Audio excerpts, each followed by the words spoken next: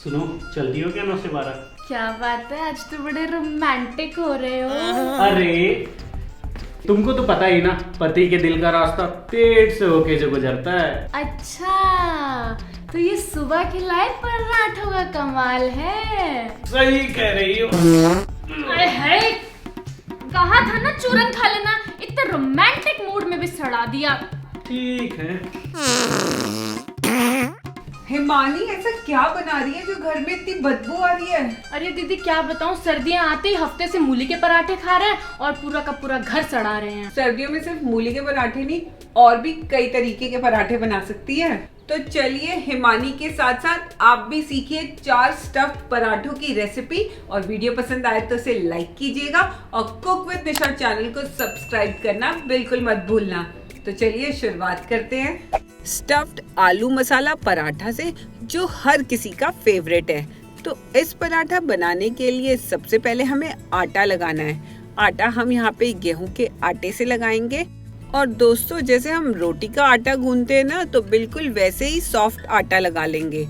वैसे तो हमें इसमें तेल और नमक भी डालना चाहिए था, लेकिन क्योंकि मैं थोड़ा स्टफ्ड और मसालेदार पराठे बना रही हूँ, तो यहाँ पे मैंने तेल और नमक को अवॉइड किया है। और आटे को ढककर सेट होने दें। दूसरी तरफ यहाँ पे मैंने मीडियम 4 आलू को 2 या 3 सीटी आने तक बॉईल कर लिया है और इन्हें अब फोक की मदद से मैश कर लिया है। इसके बाद हम पराठों का मसाला तैयार करेंगे, जिसके लिए कढ़ाई में डाला है 2 छोटे चम्मच तेल। और तेल के गर्म होते ही उसमें डाला है हींग और जीरा। जीरा के चटकते ही हरी मिर्च और अदरक डाल के हल्का सा भून लें। और दोस्तों, इसके बाद जो हमने आलू मैश किए थे उन्हें डालकर इसके साथ फ्राई कर लें। अब मसालों में यहाँ पे नमक, लाल मिर्च, धनिया पाउडर और गरम मसाला डाल दें और इन्हें भी आलू के साथ 1 से 2 मिनट के लिए पकने दें।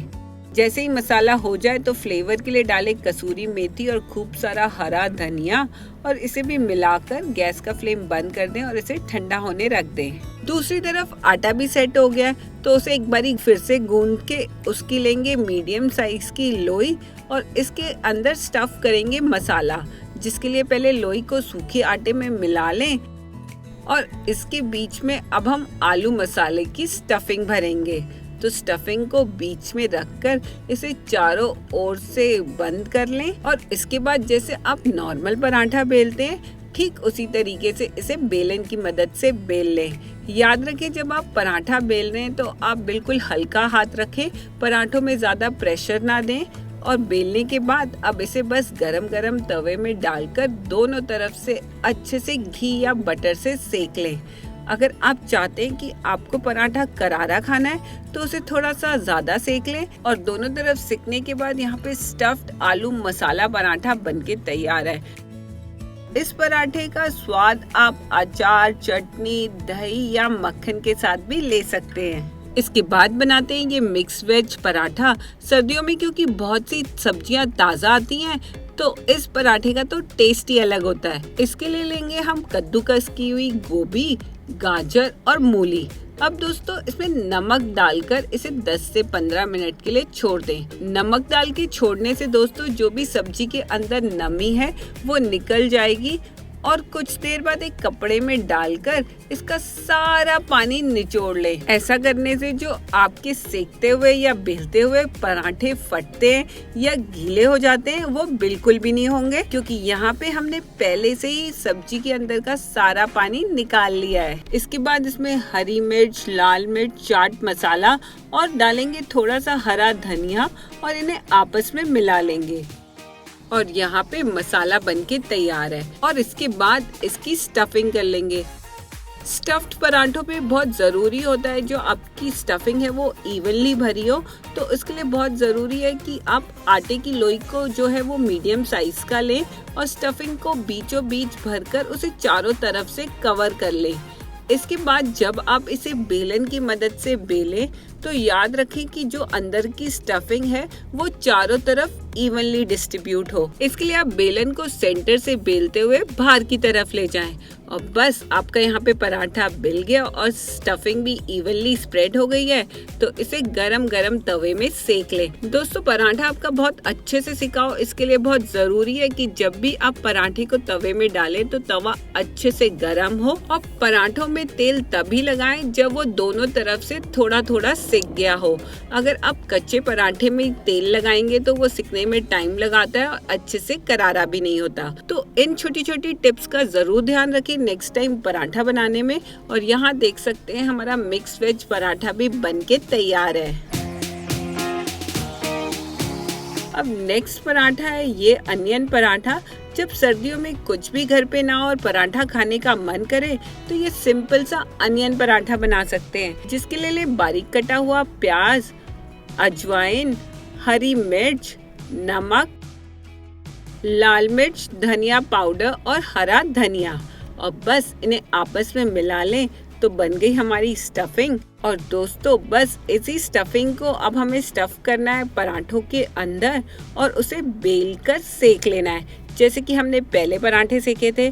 बस मेरी उन्हीं छोटी छोटी बातों का ध्यान रखिएगा कि स्टफिंग को रखना है सेंटर में, अच्छे से उसे फिल कर लेना है, ज़्यादा प्रेशर के साथ बेलना नहीं है और सेकते समय इसे गरम तवे में ही डालना है।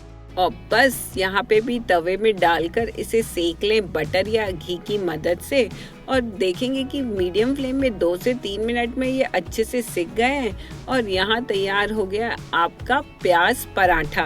इतनी सारी सब्जियों के बाद जो सर्दियों में बहुत से लोगों को पराठा पसंद आता है वो है ये यमी चीज गार्लिक पराठा। आटा लगाने के लिए यहाँ पे मैंने लिया है 1 कटोरी मैदा और 1 कटोरी आटा। इसका आप जो रेशो है अपनी पसंद के अनुसार रख सकते हैं। और यहाँ पे मैंने तेल और नमक का भी इस्तेमाल किया है और इसके बाद इसे पानी की मदद से गूंद लिया है।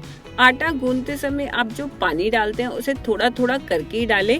ऐसा करने से आपका आटा एकदम परफेक्ट लगता है और कभी भी पानी ज्यादा नहीं डलता है, जिससे कि आटा गीला हो जाता है। और सेट होने के बाद इसे एक बारी फिर से गूंद लें।